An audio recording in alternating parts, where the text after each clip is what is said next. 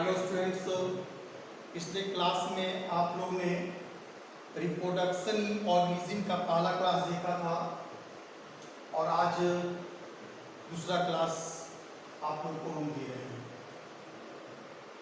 जितना भी पढ़ाया गया है उन सभी को ठीक से पढ़िए और समझिए। जो भी प्रॉब्लम हो तो कमेंट कीजिए और पूछिए।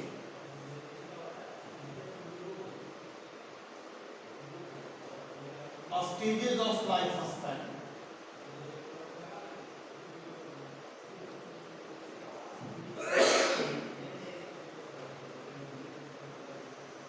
जीवन अवधि की अवस्था। देखिए कि लाइफ स्पैन तो पहले भी बता चुके कि लाइफ स्पैन जो है एक पीरियड होता है बर्थ टू नेचुरल डेथ के बीच में, और ये बर्थ टू नेचुरल डेथ के बीच का जो पीरियड होता है वो 4 स्टेज में बंट जाता है, जिसमें पहला स्टेज होता है जुवेनिलिटी, जिसको जुवेनाइल फेज भी कहा जाता है। सेकेंड होता है मैच्योरिटी। थर्ड होता है एजिंग एंड सीनेसेंस, और फोर्थ होता है देखिए ये juvenile phase, second maturity phase, third ageing and senescence phase और चौथा डेथ। देखिए जुवेनाइल फेज को हम लोग एक ग्रोथ फेज भी कहा जाता है, यानी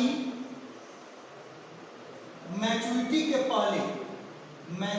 के पहले जो भी बॉडी का ग्रोथ होता है उस ग्रोथ फेज को कहा जाता है जुवेनाइल फेज या जुवेनिलिटी। सेकेंड होता है मैच्योरिटी, जिसमें वैसा फेज जिसमें बर्थ यंग वंस की कैपेसिटी डेवलप कर जाए ऑर्गेनिज्म में। जब किसी ऑर्गेनिज्म में बर्थ यंग वंस की कैपेसिटी डेवलप हो जाती है उस फेज का नाम होता है मैच्योरिटी।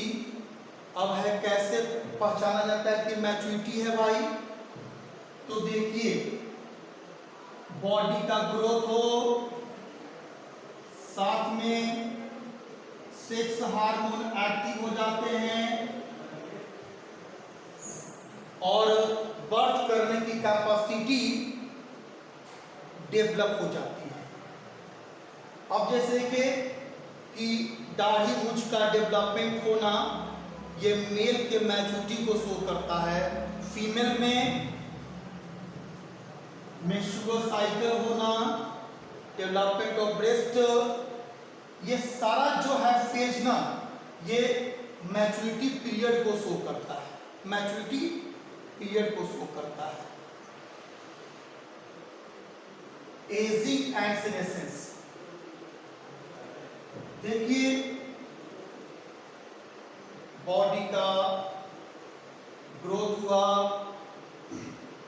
मैच्योर हुआ और बाद में ये हमारा शरीर ना लगातार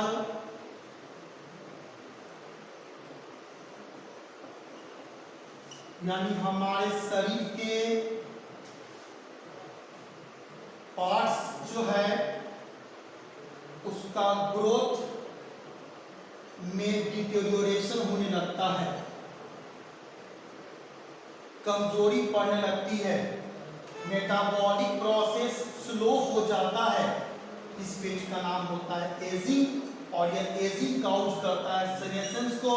इसका नाम होता है एक बॉडी का जो ओल्ड स्टेज है उस स्टेज का नाम होता है सीनेसेंस, और ये लगातार एजिंग और सीनेसेंस होने के कारण चौथा स्टेज में हम लोग पहुंच जाते हैं और इस फेज का नाम होता यानी पूरी तरह से मेटाबॉलिक प्रोसेस कंप्लीटली स्टॉप हो जाता है, इस फेज का नाम होता है डेथ। और आप लोग ने भली भांति पहले भी 11th क्लास में भी आप लोग पढ़े होंगे कि डेथ जो है वो दो तरह का होता है। डेथ एक क्लिनिकल डेथ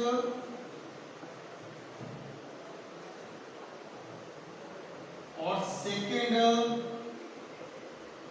बायोलॉजिकल डेथ। यह स्टेज को भी काफी डिटेल से पढ़ना है, लेकिन अभी इस चैप्टर को स्टार्ट करने के लिए इसलिए हम इसका बेसिक चीज बताएं आपको लाइफ स्पैन का स्टेज। अब देखा जाए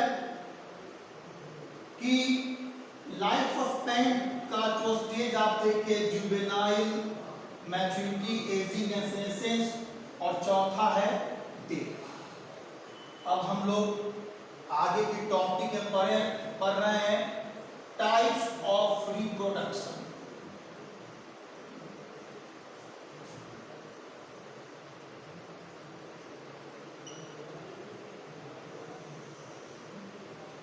ये रिप्रोडक्शन का दो टाइप होता है मुख्य तौर पे, एक असेक्सुअल रिप्रोडक्शन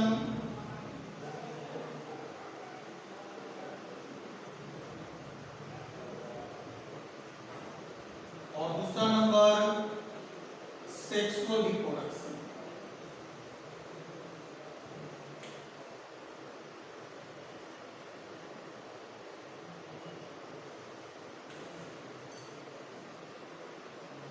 इसे हिंदी में अलैंगिक जन्म कहते हैं और इसे लैंगिक जन्म कहते हैं, अलैंगिक और लैंगिक।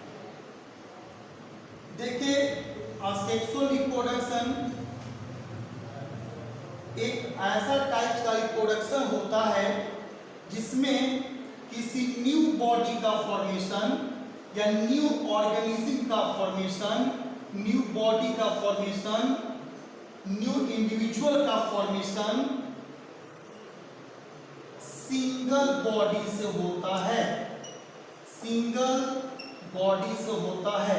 किसी नए ऑर्गेनिज्म, नए बॉडी का फॉर्मेशन, नए इंडिविजुअल का फॉर्मेशन किसी एक बॉडी से होता है, इस रिप्रोडक्शन का नाम होता है, इस रिप्रोडक्शन को कहते हैं लोग असेक्सुअल रिप्रोडक्शन, अलैंगिक जन्म, जिसमें ना तो कोई गैमीट का फॉर्मेशन होता है और ना कोई गैमीट्स फ्यूज करता है, ना कोई गैमीट्स फॉर्म करता है और ना कोई गैमीट्स फ्यूज करता है इस रिप्रोडक्शन में। अब देखा जाए कि असेक्सुअल रिप्रोडक्शन में आप लोग ने देखा कि वैसा टाइप का रिप्रोडक्शन जिसमें एक बॉडी का फॉर्मेशन, किसी नए बॉडी का फॉर्मेशन एक सिंगल बॉडी से होता है, सिंगल बॉडी से ही होता है, यानी यह एक यूनिपेरेंटल रिप्रोडक्शन भी कहा जा सकता है, यानी इसको यूनिपेरेंटल रिप्रोडक्शन भी कहा जाता है। किसको? Asexual reproduction. अब देखा जाए characteristics of asexual reproduction.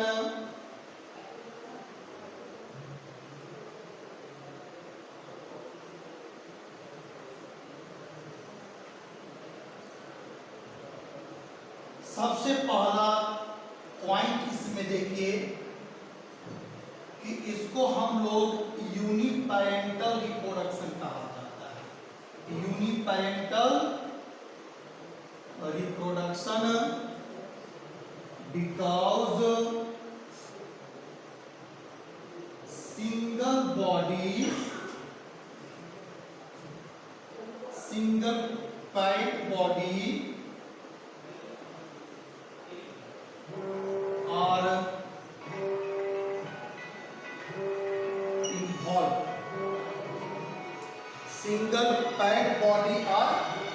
Involve. इस रिप्रोडक्शन का नाम होता है,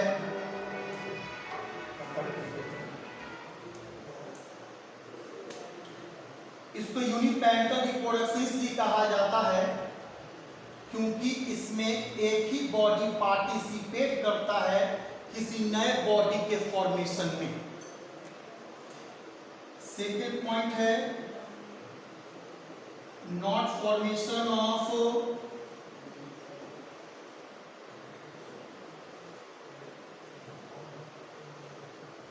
gametes.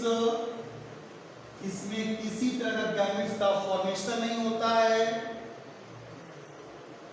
Not formation of fusion of gametes. ना तो इस रिप्रोडक्शन में किसी गैमेट का फॉर्मेशन होता है और ना कोई गैमेट फ्यूज करता है। चौथा पॉइंट देखिए कि daughter organism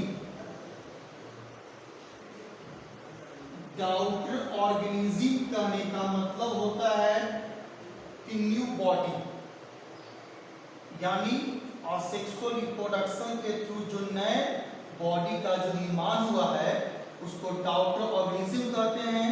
in daughter organism are similar to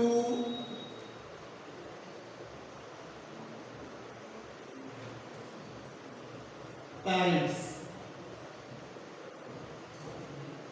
यानी जो नया बॉडी बनता है या जो नए बॉडी का फॉर्मेशन होता है वो टोटल बिल्कुल एकदम same to same similar identical किसका होता है? पेरेंट का होता है। इस रिप्रोडक्शन में ओनली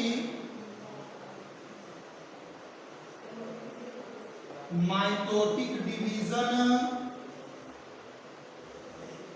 आर इन्वॉल्व।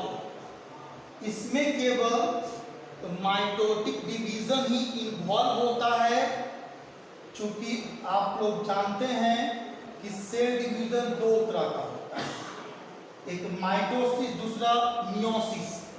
तो ओनली माइटोटिक डिवीजन इन्वॉल्व होने का मतलब हुआ कि जितना या जैसा करैक्टर पेरेंट का रहेगा तो same to same character daughter organism का होगा, क्योंकि माइटोसिस डिवीजन को सबसूत्री विभाजन कहा जाता है। जितना क्रोमोसोम मदर सेल में रहता है उतना ही डाउटर सेल में भी क्रोमोसोम रहता है डिवीजन करने के बाद भी। जबकि मियोटिक डिवीजन में मदर सेल में जितना क्रोमोसोम होता है उसका हाफ डाउटर सेल में हो जाता है, जबकि ऐसा माइटोसिस में नहीं होता है। माइटोसिस में जितना क्रोमोसोम मदर सेल में रहता है उतना ही क्रोमोसोम डाउटर सेल में भी होता है। और इसको आपको 11वीं क्लास में अच्छे से आप लोग पढ़े होंगे। अभी केवल बेसिकली तौर पे 2 पॉइंट बता दिया आपको। आगे देखा जाए कि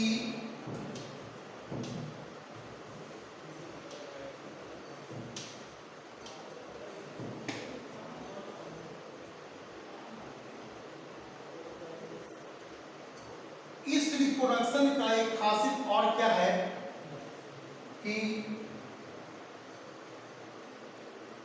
बहुत फास्ट होता है, यानी यह फास्ट रिप्रोडक्शन होता है। Fast reproduction than sexual reproduction. उसके बाद it occurs in unicellular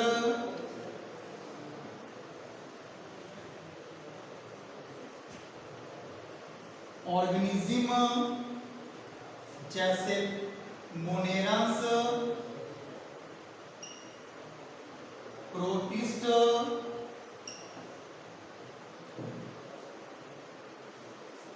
many plants, but absent in when not occurs in higher invertebrates and vertebrates। Invertebrates में और वर्टिब्रेट्स में कैसा इनवर्टिब्रेट्स, हायर इनवर्टिब्रेट्स में और वर्टिब्रेट्स में असेक्सुअल रिप्रोडक्शन नहीं होता है। आगे देखा जाए types of asexual reproduction.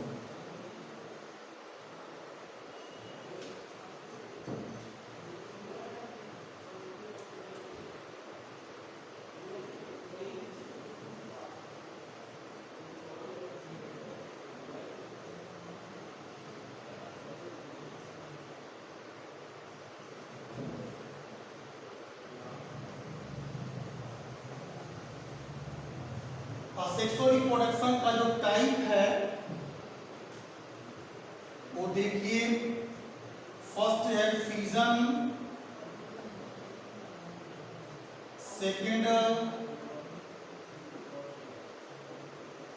बर्डिंग,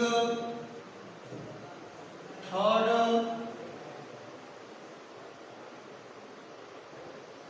fragmentation, fourth regeneration, 5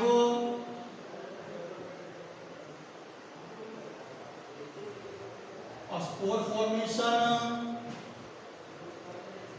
और एक 6 नंबर में होता है वेजेटेटिव प्रोपागेशन।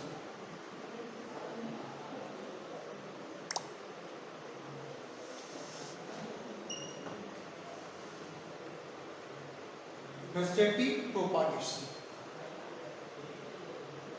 जितना भी क्लास दिया जा रहा है आप लोग ठीक से पढ़िए, और जो भी प्रॉब्लम हो तो पूछने से पीछे मत हटिए, टोटल क्वेश्चन पूछिए। अब हम लोग फ्यूजन का भी टाइप देखेंगे, पहले फ्यूजन किसे कहते हैं उसको देखेंगे, बर्डिंग देखेंगे, फ्रेगमेंटेशन देखेंगे, रीजेनरेशन देखेंगे, स्पोर फॉर्मेशन देखेंगे और वेजिटेटिव प्रोपागेशन देखेंगे। तो अभी फ्यूजन में हम आप लोग को इसका भी टाइप है, जैसे बाइनरी फ्यूजन, मल्टीपल फ्यूजन,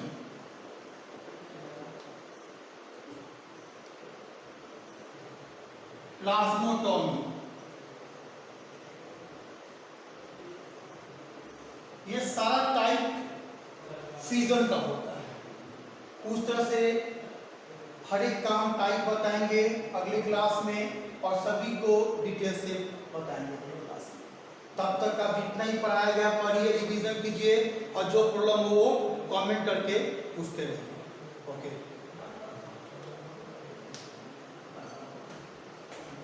कितना हुआ? हो गया।